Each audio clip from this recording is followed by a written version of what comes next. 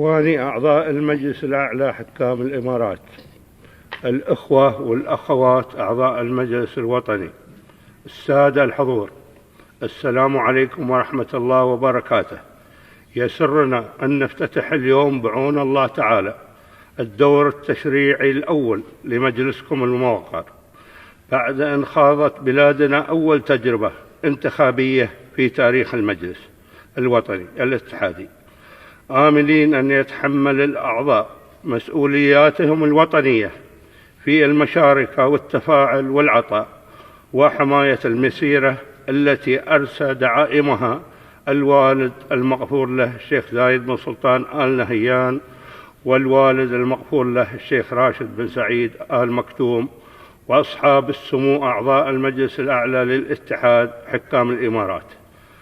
لقد وضعت القيادة والمواطنون ثقتهم فيكم، ونامل أن تكون هموم الوطن والمواطن من أولوياتكم، وأن تكون المصلحة العامة فوق كل اعتبار، وتدفعون جهود التطوير والعطاء إلى أرفع المستويات.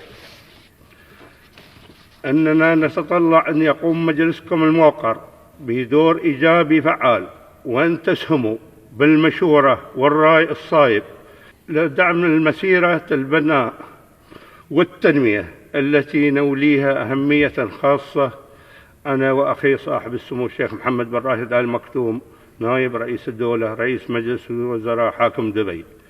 وفي هذه المناسبة نود أن نعبر عن تقديرنا لكل من شارك في عضوية هذا المجلس الموقر في دوراته السابقة، ونؤكد دعمنا لكل ما يؤدي إلى تعزيز هذه التجربة وتحقيق أهدافنا الوطنية.